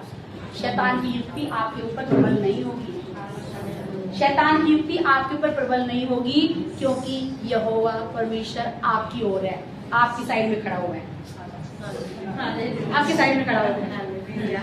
और जो परमेश्वर की साइड में खड़ा हुआ है, जीत यहोवा की ओर से ही आती है, वो जीतेगा ही जीतेगा।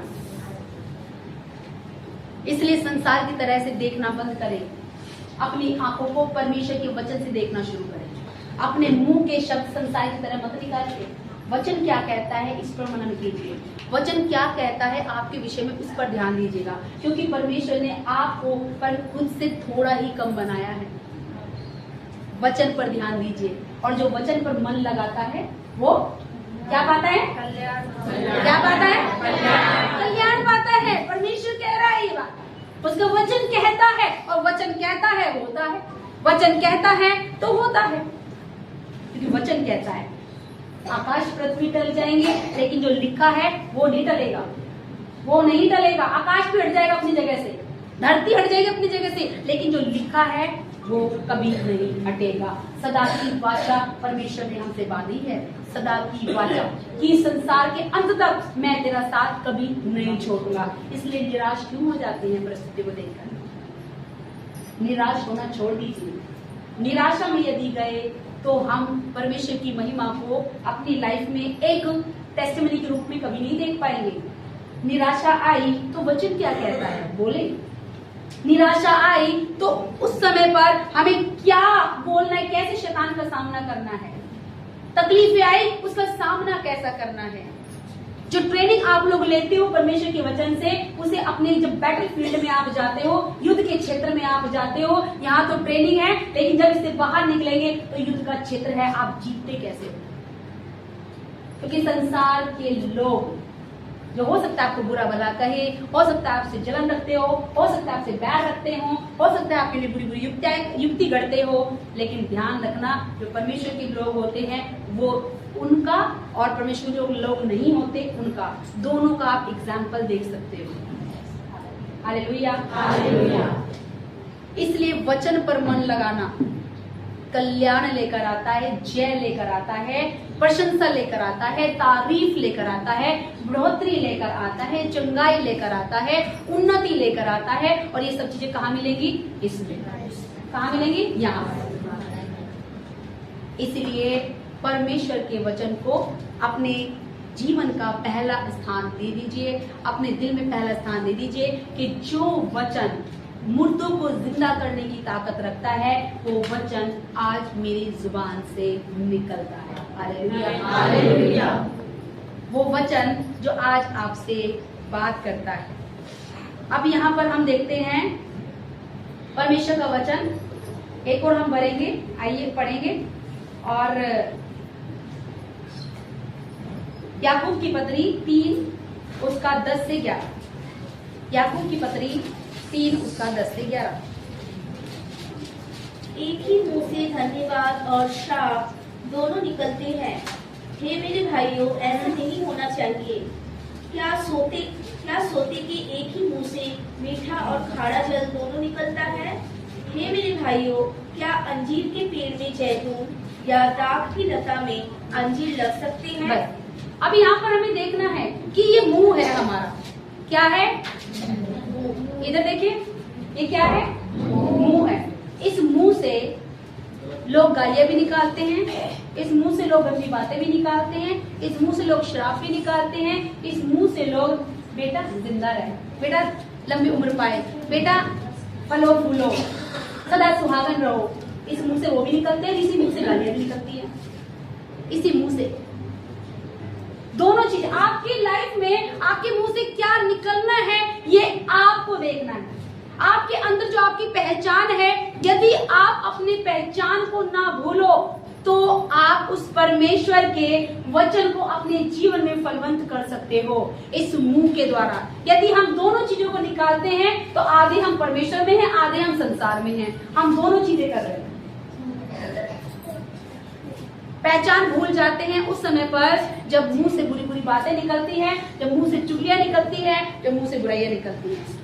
भूल जाते हैं ये जुबान परमेश्वर ने आशीष देने के लिए ठहराई है, क्योंकि परमेश्वर ने कहा है कि तुम परमेश्वर से जन्मे हो।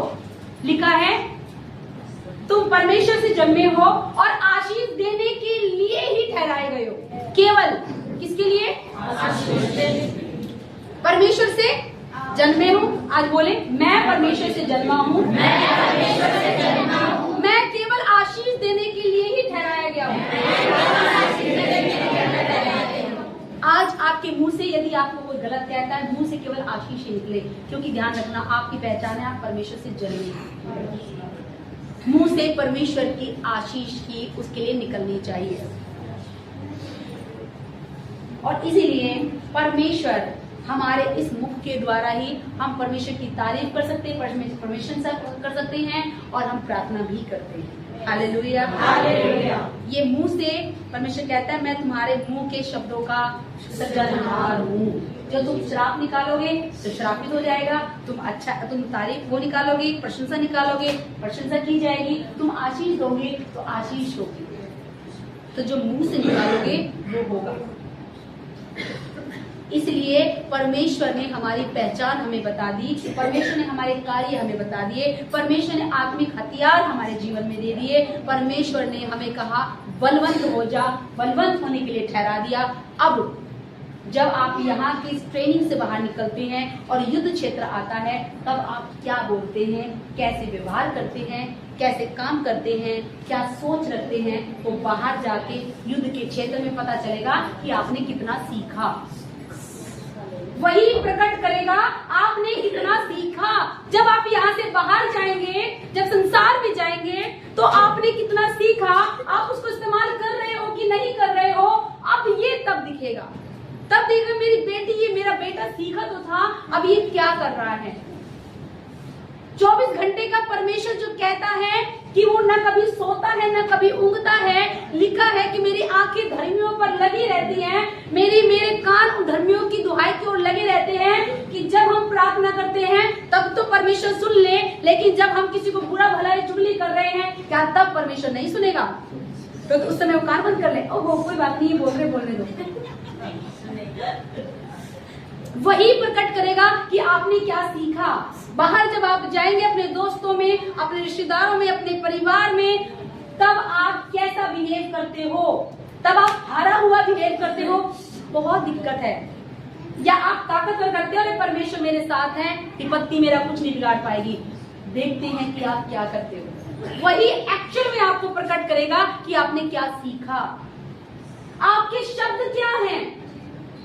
वचन में जाते हैं, वहां जाकर अपनी कमियां बता रहे हैं, भैया मेरे पास पैसा नहीं है, मैं बैंक बैलेंस खाली है, पता नहीं रेंट कैसे देंगे। अब वो साबित करेगा कि आपने परमेश्वर से सीखा क्या है। आप परमेश्वर की महिमा को प्रकट कर रहे हैं बाहर जाकर, उस विश्वास, उस अंगीकार को थामे हुए हैं, या केवल इस चार दीवारी में ही तक यही तक सीमित है, वो पता चलेगा। प्रार्थना कुछ देर के लिए करते हैं, वचन 2 घंटे के लिए होते हैं। 24 घंटों में से अभी भी 22 घंटे बाकी हैं। बाहर जाएंगे तो उस समय पर क्या कर रहे हैं? 2 घंटे में जो काम किया वो आपके 22 घंटों को इफेक्ट करेगा, अगर आपने सीखा होगा तो। यदि आप अपनी प्रार्थनाएं करते हो, सुबह को उठकर प्रार्थना करते हो, तो पूरे दिन का इफेक्ट दिखेगा उस प्रार्थना में। यदि आप रात में प्रार्थना करते हो तो पूरी रात में आपका इफेक्ट दिखेगा उस प्रार्थना में।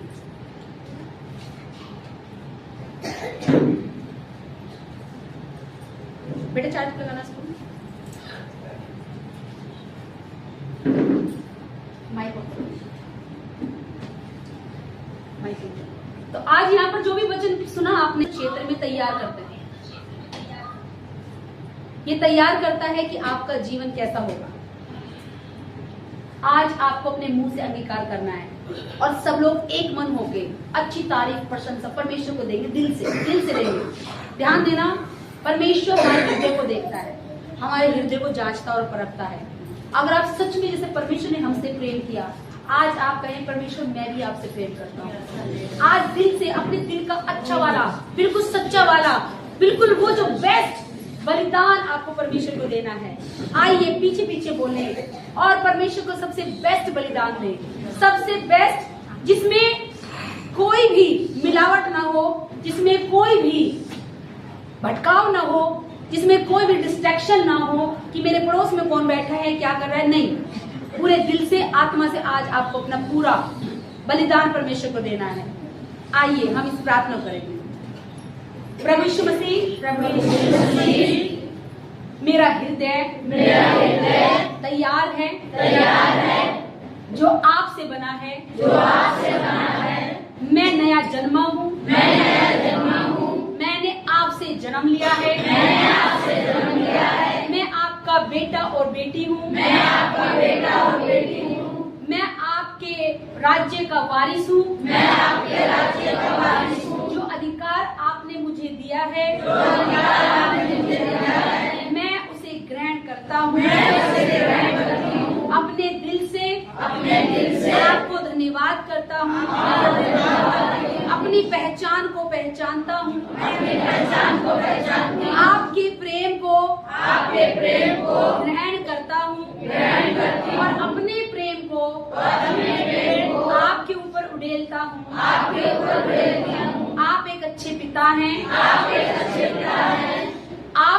अच्छे पिता हैं, मैं एक अच्छा बेटा बनकर दिखाऊं, मैं एक अच्छा बेटा बनकर दिखाऊं। मेरे हृदय में सबसे पहला स्थान आपका हो। मैं सबसे अच्छी भेंट अपने दिल की आपको देने पाऊं।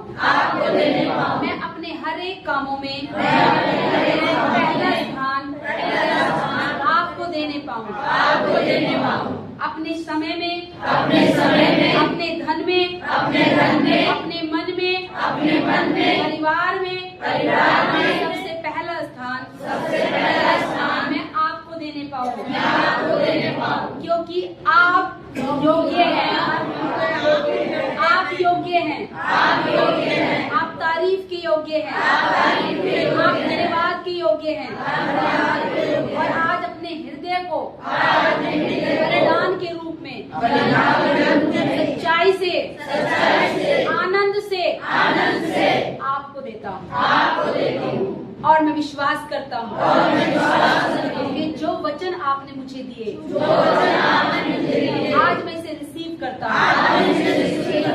जब मैं बाहर जाऊँ एक अच्छा युद्ध लड़ूं, एक अच्छी कुश्ती लड़ूं, मेरे वचनों का इस्तेमाल कर पाऊं,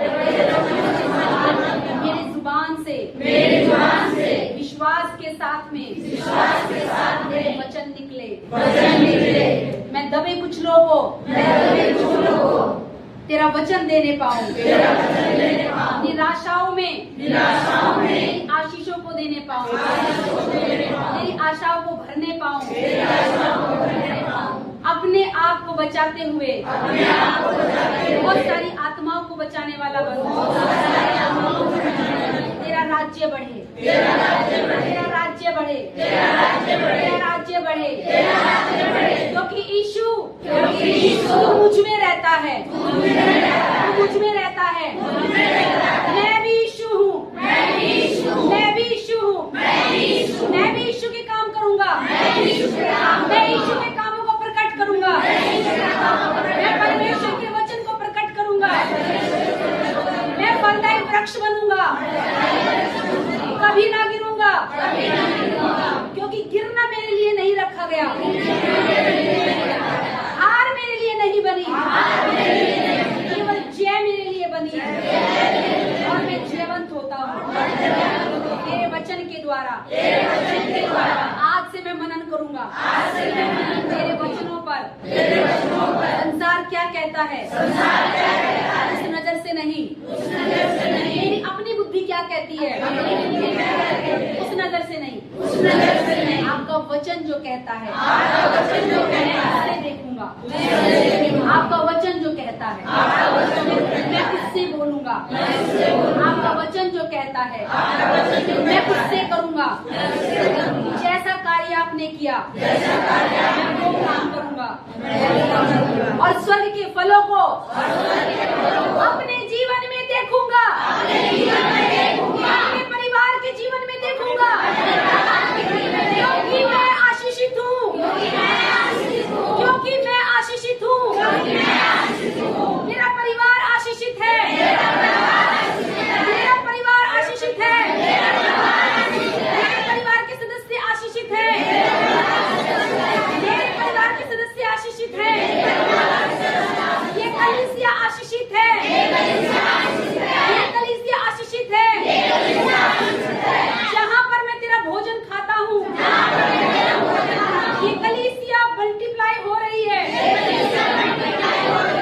1000 गुना बढ़ रही है, ये जगह छोटी पड़ने वाली है, ये जगह छोटी पड़ने वाली है, ऑडिटोरियम भरेंगे, स्टेडियम भरेंगे, तेरे नाम का जयकारा पूरे देश विदेश में, दिल्ली में, इस देश में, बाहर विदेशों में, कलीसिया के द्वारा चारों तरफ होगा, इस कलीसिया से योद्धा निकलेंगे, इस कलीसिया से योद्धा निकलेंगे, दबे कुचलों को उठाएंगे और परमेश्वर के वचन को अब तेरे प्रकाश को उनके ऊपर डालेंगे। आज मैं आशीषित हूँ, मेरी जुबान आशीषित है, मेरा हृदय आशीषित है, मेरी बुद्धि आशीषित है, मेरे काम करने के लिए तैयार है, मेरे हाथ आशीषित है, मेरे कामों को करने के लिए तैयार है, मेरा धन आशीषित है, मेरे राज्य में बोने के लिए तैयार है, मेरे हृदय आशीषित है, तेरे कामों को करने के लिए तैयार है। आपके वचन में लिखा है कि फसल तो तैयार है, मजदूर थोड़े हैं, आज से वो मजदूर मैं बनूंगा, आज से वो मजदूर मैं बनूंगा, मैं परिश्रम करूंगा,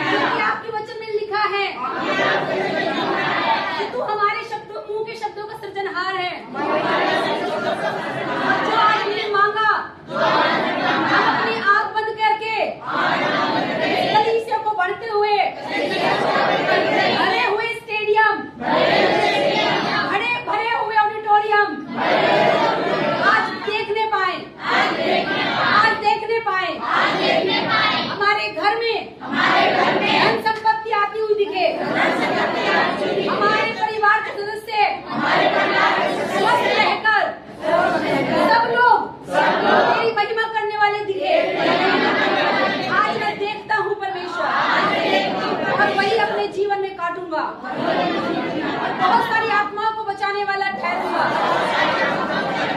जब यीशु मसीह आपका आना होगा तो मैं आपके सामने जब खड़े होऊंगा तो मैं आत्माओं को लेकर खड़ा होऊंगा कि परमेश्वर देख मैं तेरे राज्य के लिए काम किया और कितने लोग बचाए गए। आज का वचन मेरे पैरों के लिए रोशनी ठहरे, मार्गदर्शक ठहरे। मैं सदा सदा तेरे नाम की महिमा करूं और तेरे नाम को ऊंचा करूं, तेरे नाम को ऊंचा करूं। धन्यवाद यीशु, इस महिमा के लिए, इस करुणा के लिए, इस आनंद के लिए धन्यवाद करते हैं, दिल से धन्यवाद करते हैं। प्रभु यीशु के नाम में मांगते हैं। एक साथ कलीसिया ने कहा आमीन। प्रभु आप सबको आशीष दे। ये जो घोषणा आपने की है इसे अपने जीवन में लगातार तब तक करते रहना है जब तक आपके सामने इसका प्रकटीकरण ना हो जाए। आज जो आप देख सकते हो, जो आपने देखा, वो आप होते हुए रियल में जब होगा उस समय पर आप उसकी गवाही देंगे कि हमने इसकी प्रार्थना की, हमने इसे तब देखा, 2026 के अप्रैल में देखा और परमेश्वर ने इस साल इस महीने में इस चीज को पूरा कर दिया। Hallelujah, hallelujah. सारे ऑनलाइन वाले और सारे यहाँ पर बैठे हुए, प्रभु आप सब लोगों को बहुत बढ़ाए, बहुत आशीष दे।